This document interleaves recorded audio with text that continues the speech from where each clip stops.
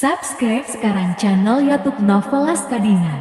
Gratis. Bab 5536. Jermo menghela napas lega, dan bahkan tanpa sadar merasa sedikit dirugikan, dan berkata tanpa daya. Sudah kubilang sejak lama, aku sudah sangat tua. Bagaimana mungkin itu agen yang menyamar? Ervin mengangguk, tersenyum, dan berkata, aku menyalahkanmu tadi, maafkan aku. Tapi Anda juga tahu bahwa dalam bisnis kami, kehati-hatian menyelamatkan kapal. Orang-orang bodoh yang hanya ingin menghasilkan uang sepanjang hari dan berani menjual siapapun yang membeli barang dari mereka setelah bekerja selama 1,5 tahun. Mereka pada dasarnya masuk. Lihat aku. Saya telah berada di dunia barang antik selama lebih dari 20 tahun. Dan saya tidak pernah terbalik. Semuanya tergantung pada kehati-hatian. Jermo menimpali sambil tersenyum. Kau benar, berhati-hati itu memang harus selalu benar.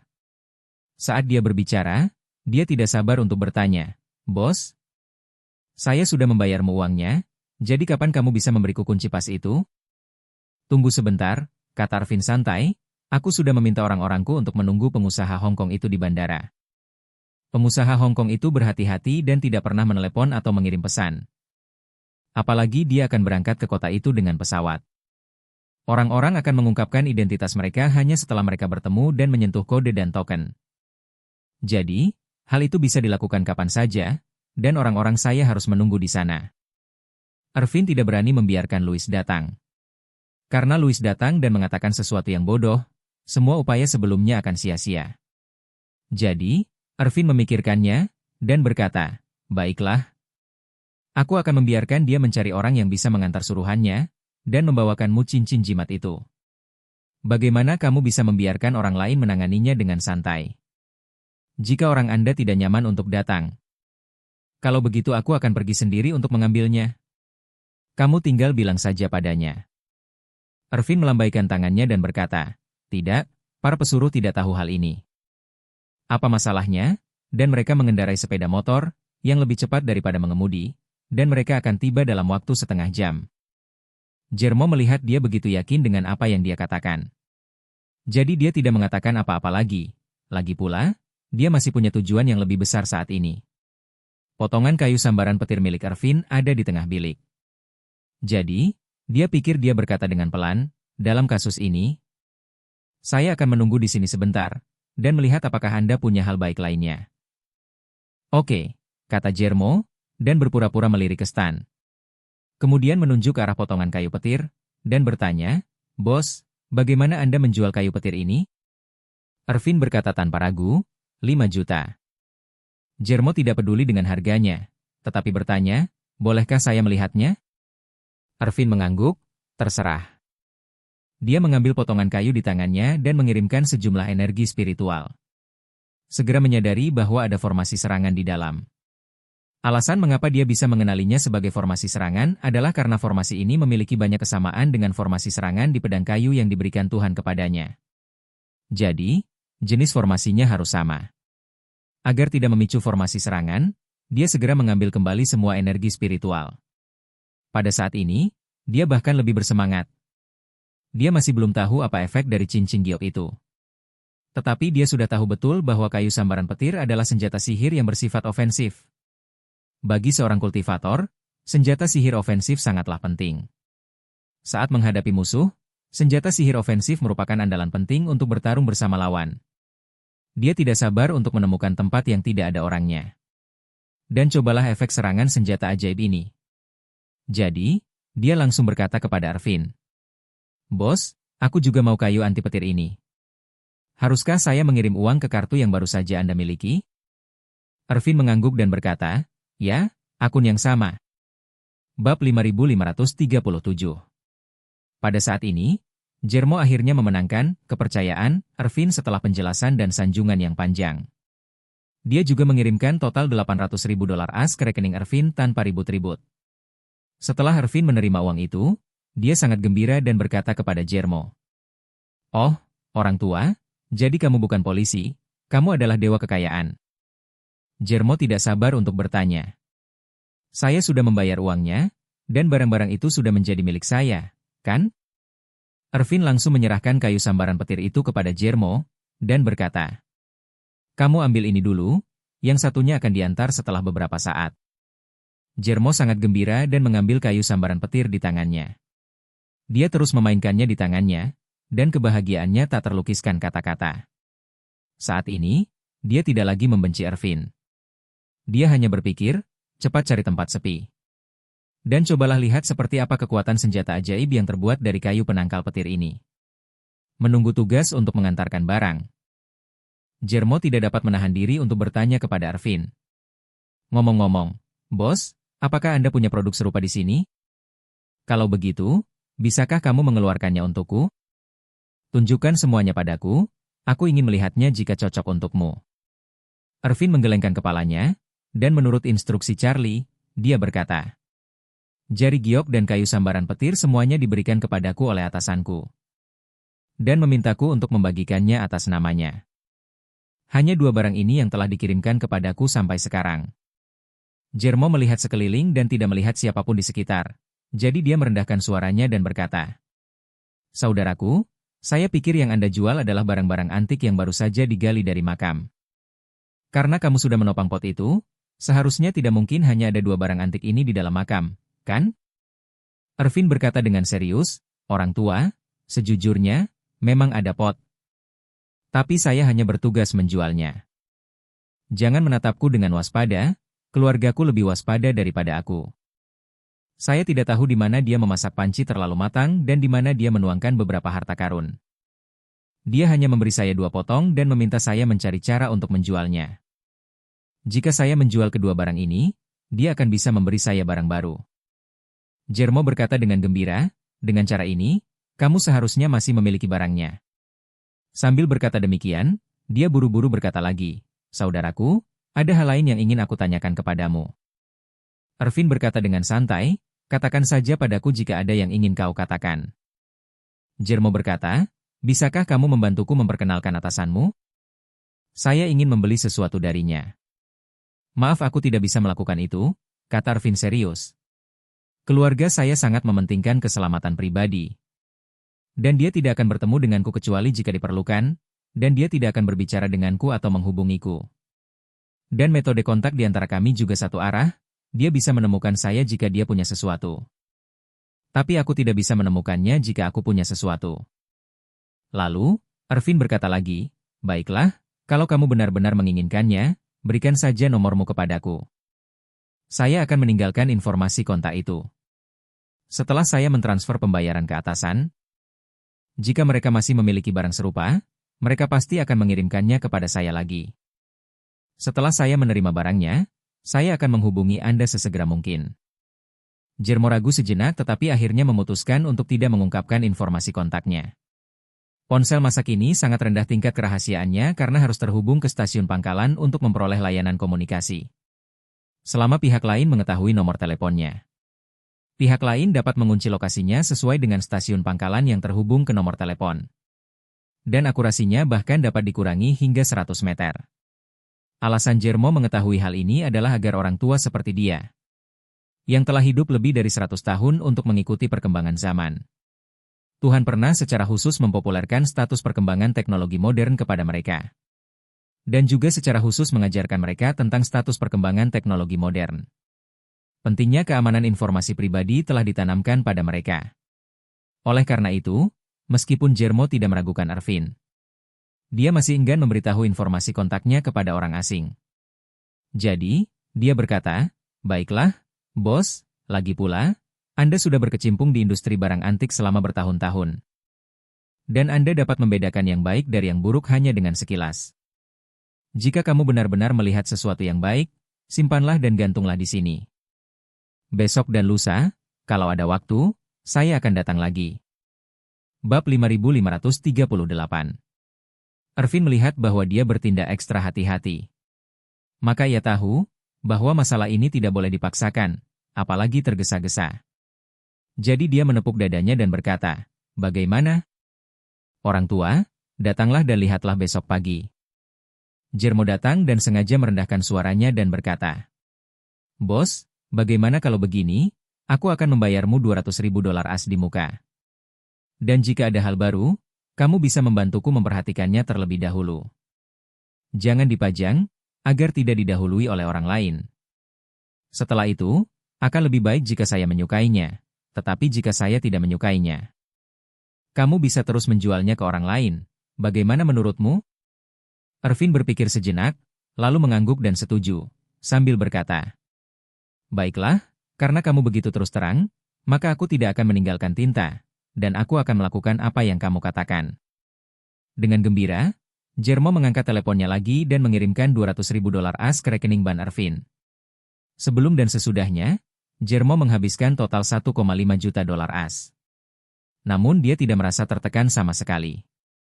Sebaliknya, dia masih merasa gembira karena telah menemukan kebocoran besar. Jadi melihat Ervin sekarang, dia tidak memiliki energi yang menyebalkan seperti sebelumnya. Setengah jam kemudian, seorang pengendara mengantarkan jari giok itu ke Ervin. Setelah dia menandatanganinya, dia menyerahkan jari giok itu kepada Jermo dan bertanya, "Lihat jari ini, itu jari yang kamu lihat di bandara, kan?" Jermo bisa dengan jelas merasakan aura dan formasi yang terkandung di jari giok. Jadi dia bisa yakin bahwa ini adalah jari giok yang diinginkannya. Jermo segera mengarahkan batu giok ke tangannya. Dan dimulai dengan 2 artefak ajaib. Dengan gembira, dia berkata kepada Ervin dengan penuh semangat, "Bos, jika ada yang baru, ingatlah untuk menyimpannya untukku. Jangan khawatir." Ervin menepuk dada dan berjanji, "Akan ada hal-hal baru di masa depan, dan aku tidak akan menunjukkannya kepada siapapun sebelum kamu belum melihatnya." Jermo berkata sambil tersenyum, "Baiklah kalau begitu, terima kasih sebelumnya." "Sama-sama," kata Ervin dengan santai. "Jika Anda membutuhkan sesuatu tentang kaligrafi dan lukisan antik, datanglah ke Antiques Street untuk menemuiku kapan saja." Oke. Pikiran Jermo saat ini telah sepenuhnya diambil alih oleh 2 artefak magis itu. Sekarang keinginannya yang terbesar adalah segera menemukan tempat terpencil dan mencoba kedua senjata ajaib ini. Jadi, dia berkata kepada Ervin, "Bos, karena memang begitu. Kalau begitu, aku tidak akan mengganggu urusanmu. Aku akan kembali besok pagi kalau ada waktu." "Baiklah," kata Ervin sambil tersenyum, "Orang tua, kalau begitu kau harus hati-hati dan aku tidak akan mengantarmu." "Jangan khawatir." Jermo melambaikan tangannya, berbalik dengan tidak sabar, dan melangkah menjauh dari Antiques Street. Begitu dia keluar dari Antiques Street, Jermo mengulurkan tangan untuk memanggil taksi. Masuk ke dalam mobil dan berkata kepada pengemudi, "Di mana tempat yang paling sepi di kota ini?" "Lebih baik berada di pegunungan dan hutan tua, di mana tidak ada seorang pun." Sopir taksi itu bertanya dengan heran, "Orang tua, kamu sudah tua. Mengapa kamu mencari tempat yang tidak ada orangnya? Mungkinkah karena kamu tidak bisa berpikir dengan benar?" Jermo mengeluarkan beberapa lembar uang $100 dan menaruhnya di dashboard di depannya. Dan berkata dengan dingin, "Berhenti bicara omong kosong, cepat dan menyetir, atau aku akan mengambil mobil orang lain." Sopir taksi melihat tangan pihak lain dalam dolar as. Dan jumlahnya beberapa ratus dolar, jadi dia segera menyimpan uangnya sambil tersenyum. Dan berkata dengan nada menyanjung, "Karena kamu ingin pergi, orang tua, kamu ingin pergi kemana?" "Tempat yang sepi, lalu aku akan membawamu ke desa Feng Huang di belakang pemakaman Feng Huangshan." Desa itu ada di lembah. Penduduk desa sudah pindah beberapa tahun yang lalu. Melihat desa Feng Huang dan membalikkan gunung. Tidak ada jalan di gunung di belakang, apalagi orang. Jermo langsung berkata tanpa berpikir, "Oke. Ayo ke sana." Bab 5539. Tepat saat Jermo menuju ke Gunung Feng Huang, Charlie sudah menerima pesan teks dari Ervin. Dalam pesannya, Ervin hanya menuliskan kalimat bahwa toko baru akan dibuka bulan depan. Ketika Charlie melihatnya, ia langsung membalas dengan kata-kata yang baik. Ini adalah kode rahasia yang dia setujui dengan Ervin. Pembukaan toko baru berarti ada makam baru yang bisa dirampok dalam bahasa gaul kalangan perampok makam. Berdasarkan kesepakatan kedua belah pihak. Setelah Thunderbolt terjual, dia akan mengirimkan kode ini ke Charlie. Alasan mengapa kode rahasia tersebut ditetapkan juga demi kehati-hatian. Jika seseorang yang punya hati benar-benar melihatnya, mereka akan mengira itu adalah operasi baru yang direncanakan antara kedua perampok makam itu. Dan tidak akan mengaitkannya dengan hal lainnya. Ketika Charlie menerima berita itu, dia tahu bahwa Thunderbolt Order telah dijual. Jadi dia segera menelepon Ishak. 10 menit kemudian, Ishak mengirim beberapa video ke Charlie. Video ini adalah video pengawasan ruang kedatangan bandara dan dekat Stan Irvin di Antique Street. Dalam video pengawasan ini, Charlie melihat Jermo untuk pertama kalinya. Bayangan seorang lelaki tua jangkung, kurus, dan tegap berusia 60-an tampak sangat sedap dipandang mata. Jika orang seperti itu ditempatkan di tengah keramaian, sungguh sulit bagi orang untuk mengaitkannya dengan kata berbahaya. Charlie mengingat penampilan Jermo dan berpikir dalam hati. Kalau dipikir-pikir, pria ini pasti salah satu dari 4 Earl dari Warriors Den. Dia membeli Thunderbolt-ku. Aku khawatir dia akan segera menemukan tempat untuk mencobanya. Benar? Pada saat ini, suara keras tiba-tiba datang dari Gunung Feng Huang di barat daya Aurous Hill.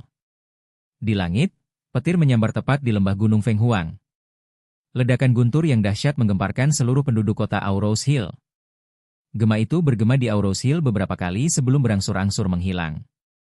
Saat ini, di langit di daerah pegunungan barat daya Aurous Hill, awan gelap menyelimuti langit, seolah-olah hujan lebat akan datang.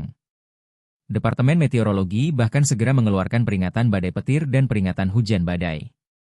Konon katanya hal ini disebabkan oleh cuaca konvektif yang kuat. Dan kemungkinan hujan es tidak dapat dikesampingkan. Semua orang mengira badai akan datang. Tetapi hanya Charlie yang tahu bahwa ledakan guntur tadi sebenarnya adalah akibat dari perintah badai petir. Dengan ekspresi serius, dia bergumam. Sepertinya Earl of the Warriors Den sudah mencoba Thunderbolt. Saat ini, Gunung Feng Huang, di pinggiran barat daya. Melihat lubang selebar 5 meter dan sedalam 3 meter di depannya dengan kaki lemah. Jermo terkejut, kaget, sekaligus gembira. Baru setengah menit yang lalu, di lembah, dia memilih batu besar sebagai target percobaan. Dan mengaktifkan energi roh untuk mengaktifkan formasi di Thunderbolt. Berniat untuk mencoba kekuatan senjata ajaib yang terbuat dari sepotong kayu anti petir ini. Namun yang tidak ia duga adalah ketika formasi ini mulai beroperasi. Itu akan seperti tornado yang berputar liar. Dia telah mencurahkan banyak energi spiritual, tetapi dia tidak dapat menyelesaikan operasi dan melemparkannya. Dalam keputusasaan, dia terus meningkatkan aliran aura. Sampai sepertiga aura di tubuhnya terinfus. Dan kemudian operasi pembentukan dianggap selesai. Saat dia dengan senang hati menunggu efek formasi, awan gelap tiba-tiba berkumpul di langit dengan kecepatan yang sangat cepat. Meliputi beberapa bukit dekat Gunung Feng Huang. Tepat setelah itu, awan yang menatap petir yang setidaknya setebal ember menyambar tepat di depan matanya. Guntur yang menghantam tanah menggetarkan gendang telinganya dengan rasa sakit yang luar biasa. Dan batu besar itu telah berubah menjadi debu. Bab 5540. Guntur yang dipanggil oleh Thunderbolt tidak hanya menghancurkan batu besar, tapi juga membuat lubang besar di tanah di bawah batu besar. Kekuatan yang sangat besar dan nyaris mengerikan ini membuat Jermo begitu gembira hingga ia hampir berteriak ke langit. Dia tidak pernah menyangka bahwa kayu sambaran petir ternyata merupakan artefak yang dapat memanggil guntur surgawi. Lebih parahnya lagi, kekuatan guntur ini sebanding dengan peluru artileri berat. Sebagai perbandingan, pedang kayu yang diberikan kepadanya oleh Tuhan jauh lebih lemah. Jermo yang sangat bersemangat berdiri di tepi lubang yang dalam. Melihat kayu yang masih utuh dan bergumam pada dirinya sendiri. Kekuatan kayu sambaran petir ini sungguh mengerikan. Dengan itu, bahkan jika aku menghadapi lawan yang lebih kuat dariku di masa depan, bukan hal yang mustahil untuk dilawan. Sepertinya aku sangat beruntung bisa datang ke Aurous Hill kali ini. Memikirkan hal ini, Jermo mengeluh lagi, hanya saja benda ini menghabiskan banyak energi spiritual. Hanya butuh 3 kali untuk melemparkannya sekali. 1/10 energi spiritual, tampaknya tidak akan mudah digunakan di masa depan. Dan energi spiritual yang hilang saat ini hanya dapat diisi ulang setelah tugas selesai. Dan aku akan memohon kepada Tuhan untuk memberiku obat. Setelah itu, dia merasa sedikit enggan untuk menyimpannya dengan hati-hati di dekat tubuhnya. Dan tak dapat menahan desahan, perasaan memanggil guntur tadi benar-benar mengasyikkan. Sepertinya aku telah menyatu dengan langit dan bumi. Hanya saja semuanya terjadi terlalu cepat, dan kejadiannya terjadi secara tiba-tiba. Saya tidak memberi diri saya cukup waktu untuk mengalaminya secara perlahan, akan sangat menyenangkan jika saya bisa melakukannya lagi. Memikirkan hal ini, dia tidak bisa menahan diri untuk meraih pakaiannya lagi. Memegang Thunderbolt di telapak tangannya lagi. Namun setelah ragu-ragu sejenak, dia melepaskan tangannya lagi, menariknya keluar dari pakaiannya, dan bergumam. Tidak, benda ini menghabiskan terlalu banyak energi spiritual. Jika hal itu terjadi lagi, kekuatannya akan menurun drastis dalam waktu singkat. Saya khawatir akan sulit untuk menyelesaikan tugas ini, jadi bersabarlah. Jermo tidak tahu bahwa alasan mengapa sejumlah besar energi spiritual dibutuhkan untuk melemparkan Thunderbolt adalah karena niat Charlie. Jadi, dia mengeluarkan kunci giok, dan berpikir dalam hati. Apa efek dari kunci pas ini? Sepertinya formasi yang dipicu secara pasif. Mungkinkah itu jimat? Kalau begitu, benda ini tidak boleh dicoba dengan gegabah. Kalau tidak, kalau efeknya hilang, bukankah itu akan jadi kerugian besar? Setelah memikirkan hal ini, dia juga mendekatkan jari-jarinya padanya, dan berkata dengan penuh semangat. Aurous Hill, ibu kota kuno 6 dinasti. Benar-benar tidak sia-sia mendapatkan namanya. Baru saja, di hari pertama, aku dapat 2. Jika aku menunggu beberapa hari lagi untuk senjata ajaib, mungkin akan ada panen lainnya. Seketika Jermo memutuskan bahwa untuk beberapa hari ke depan, dia tidak akan melakukan apapun pada keluargaan untuk saat ini, dan akan pergi ke Antiques Street untuk mencari Ervin besok. Untuk melihat apakah dia bisa menyentuh atasannya, dan mencoba mendapatkan beberapa senjata ajaib. Pada saat yang sama, Charlie masih menatap awan gelap di atas Gunung Fenghuang di barat, ragu-ragu dalam hatinya. Yang menjadi pertimbangannya adalah apakah dia harus langsung naik helikopter dan bergegas ke Gunung Fenghuang untuk menemuinya sebentar. Jika dia bergegas sekarang, dia mungkin masih bisa menemukan Earl of the Warriors Den di Gunung Fenghuang. Ngomong-ngomong, dia sekarang tahu seperti apa rupanya, jika dia bisa menemukannya di pegunungan. Dia akan melawannya secara langsung, dan yang terbaik adalah membunuhnya secara langsung. Namun, Charlie dengan cepat menolak gagasan ini. Jika dia bergegas sekarang, masih belum diketahui apakah dia akan dapat menemukan pihak lainnya. Kalaupun ditemukan, bisa jadi tidak nyaman baginya untuk memulai perkelahian dengannya. Lagi pula, saat ini masih siang bolong, dan jika keduanya benar-benar bertarung dan tidak bisa menentukan pemenangnya untuk sementara waktu, kemungkinan akan menarik perhatian dunia luar. Jika dia memperlihatkan penguasaannya terhadap energi spiritual, hal itu dapat menimbulkan kegemparan di seluruh masyarakat. Oleh karena itu, Charlie ragu sejenak, dan segera mengurungkan niat untuk pergi ke Gunung Fenghuang. Adapun cara menghadapi orang ini, masih diperlukan rencana jangka panjang. Namun, karena lawan telah memperoleh Thunderbolt, peluang Charlie untuk membunuh lawan di masa depan sedikit lebih tinggi.